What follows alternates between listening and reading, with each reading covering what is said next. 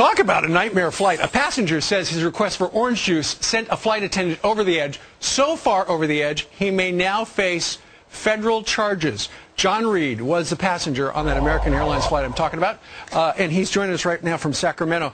Okay, so John, you'd been in first class, you were up in first class, and you noticed that the flight attendant, not having a good day, came over, dropped the tray in front of you, and then you asked for what? I asked for a glass of orange juice, and I just overheard some of the other passengers complaining about her.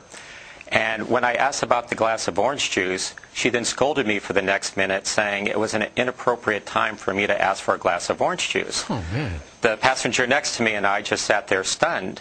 When she came back later to get the breakfast tray, she made a smirk towards me, and it just prompted me to say, all I did was ask for a glass of orange juice. Yeah. This prompted her to launch into an even louder tirade against me, which ended with her saying, have you even been in first class before? And I told her that I thought that question was inappropriate, sure, and added that a couple other passengers said that she had made inappropriate comments to them. Okay. This got her so angry, she stormed down the aisle and apparently told the pilot that I was being a threatening and abusive passenger. And in fact, John, before the end of the flight, she tried to get you to come up to the front of the airplane, and the other passengers said, don't go because you won't have a witness.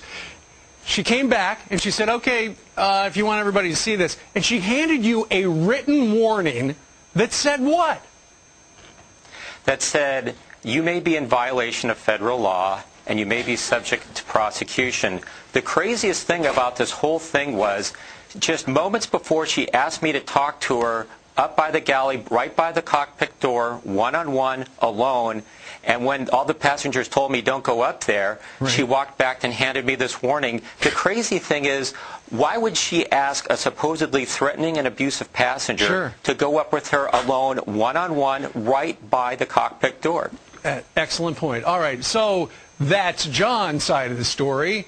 Is that accurate? American Airlines sent this particular statement. They said, we are in the midst of a thorough investigation. We do not just speak with the customer filing the complaint. We are also talking with all the crew members, not just the flight attendant in question. When the investigation is complete, we will take appropriate actions as necessary, if necessary. Well, two of the people who were up there in the first cabin as well, David Koss and Christy Koss, are joining us from Dallas right now.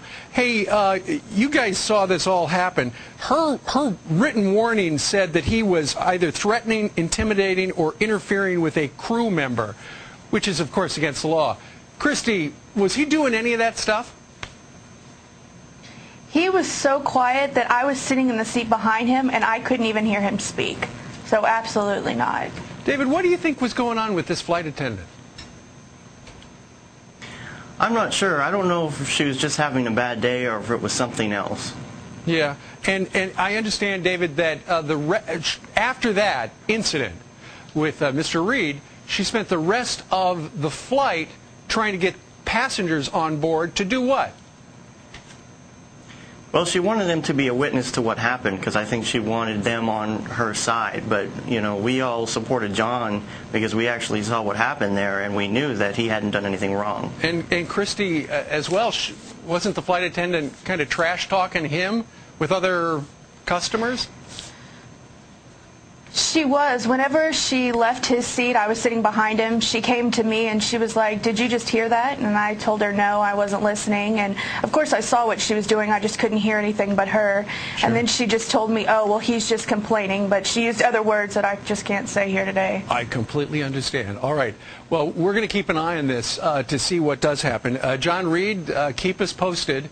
And our thanks to you for joining us from Sacramento. And David Koss and Christy Koss, thanks for joining us from Dallas today. Thank you very much. Thank you. Thank you. Wow.